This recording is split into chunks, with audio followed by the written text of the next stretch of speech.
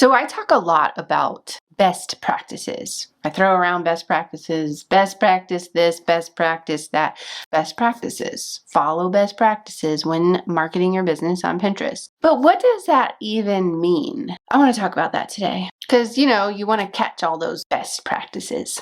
Make sure you're doing it right. On point is what we want to be. Well, hello there. It's Tabby with Simple Pin Media, and we are a group of Pinterest experts here to help you effectively market your business on Pinterest. I want to talk about 3 main best practices today, and then there are kind of like best practices within that main best practice. Subset best practices of the main best practices. This first best practice that I'm going to talk about makes sense to talk about it first because it's kind of like one of the first things you should do when you start marketing your business on Pinterest, when you create a business account on Pinterest, or if you've let it go and you're coming back to it, it's one of the first things you should review and edit and change and update and all of that, and that is your Pinterest profile. Just like with any profile on any other platform, your Pinterest profile matters.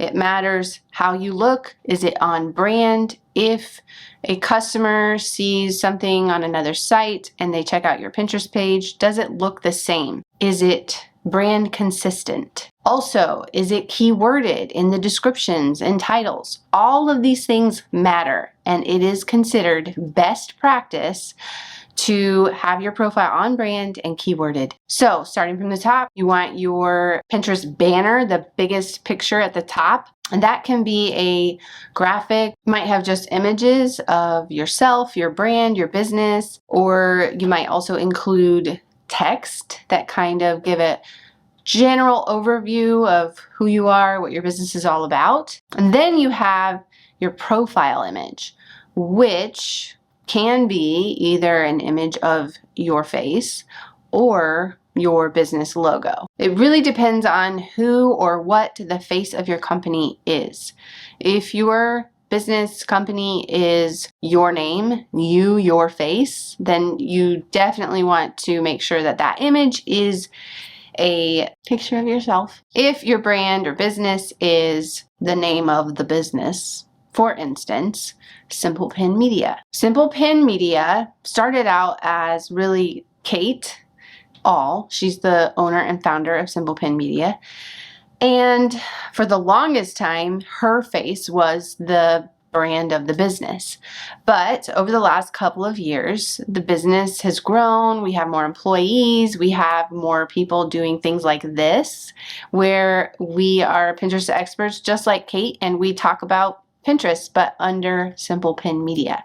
So we've started transitioning the business from Kate's face to Simple Pin Media trademark. And if you go check out our Pinterest profile, you will see that Simple Pin Media is in our profile image. Next, the title. In the title, you obviously want your business name there, like ours, Simple Pin Media. Included in that title is our subtitle, if you will. It kind of just gives an explanation of what Simple Pin Media is all about.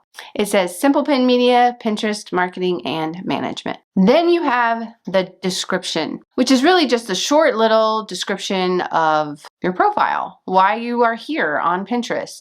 And that is where you want to make sure you add in all those juicy little keywords.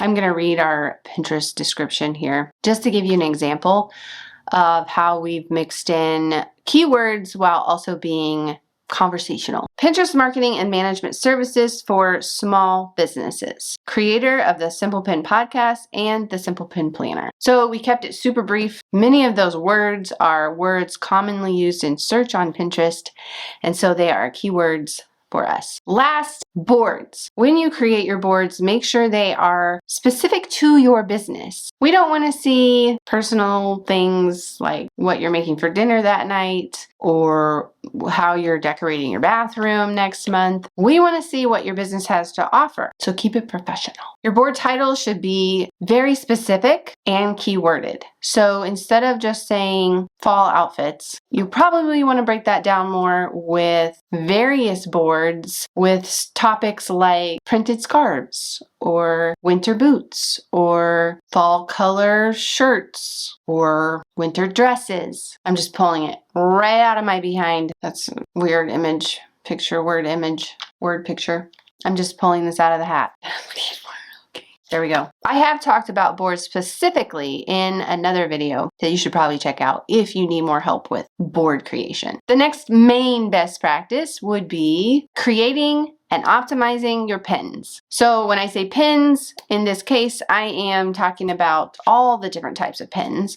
Static pins, which is your traditional Pinterest pin, video pins, and idea pins. Now keep in mind, as I record this video in January of 23, I think there's a good chance that video pins are kind of gonna phase out just because idea pins are still doing really well. Pinterest still really likes them. And they said that they will start adding the linking ability on idea pins this year at some point. We don't know when, but soon, hopefully. And so with the linking ability on idea pins, it kind of makes video pins obsolete. We shall see. So if you want to prioritize two pin formats, I would prioritize static pins and idea pins. I have also talked about creating and optimizing pins in another video in detail, but this is going to be one of your key best practices that you really need to nail down if you want to do Pinterest marketing well.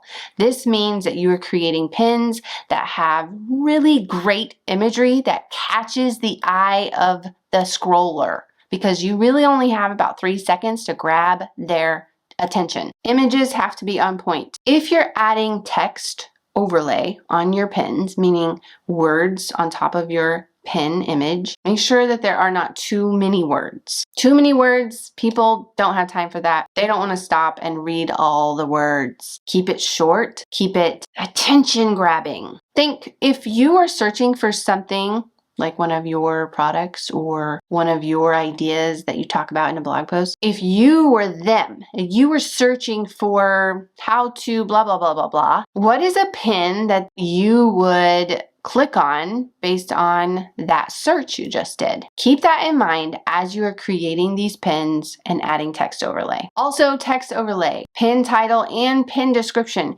can all include keywords. Here's another video where I talk about finding the right keywords, how to get keywords. This is going to be really useful to you as you create a master list of keywords that work for your business, and then also just to get ideas for what people in your industry, in your niche, are putting out there on Pinterest as it is. Next best practice would be use your analytics to determine the route forward. So if you are not using your Pinterest analytics to determine what's working and what's not working, then you're kind of just throwing spaghetti on the wall. And while that's good to do in the beginning to really get an idea of, where you should go because you have no history to pull from, it's not good to continue to do it as you have more and more data built up over time. Check your analytics, yo. Now, there are a lot of metrics that Pinterest provides, like a lot. As a Pinterest account manager of many accounts, as someone who works at Simple Pin Media, where we've managed hundreds of accounts, I can tell you that you really don't need to focus or overwhelm yourself with all of the metrics that Pinterest provides in their analytics. I would pick your top 3 metrics. So for us, it would be impressions, outbound clicks, and saves. Those are important to us. That is what we track every month. We'll look at the other metrics and kind of just make sure nothing crazy is happening in somewhere, but generally those top 3 metrics for us help us determine if we are meeting our goal or not. I've also talked about analytics in another video. that you might want to check out if you need guidance or you're overwhelmed with all things analytics. Those are really the top 3 main best practices. And then as you can tell, I talked about the little sub best practices of each main best practice. But now I'm going to tell you another one I just thought of right before I'm wrapping up this video. I talk about it all the time. And really you can think of it as like the best practice that wraps all the other best practices up into a nice little bow. And that would be consistency. Being consistent on the platform.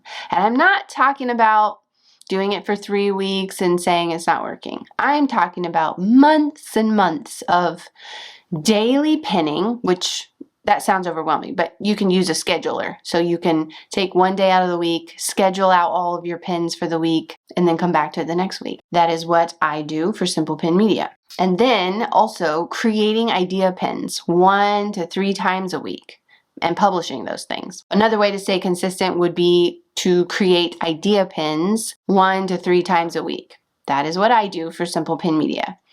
And we do that consistently every single week, month over month, year over year. That is what I would call consistency on the platform. Super important if you actually want to see what Pinterest does for you and your business. I'm going to add this video about keywords, keywording on Pinterest, how to do it. Click on that, watch that. Get yourself ready to keyword all those pin titles, pin descriptions, board titles, board descriptions, and do the thing. Okie doke, folks. That does it for me today. I'll see you next week, dropping another video on a Tuesday.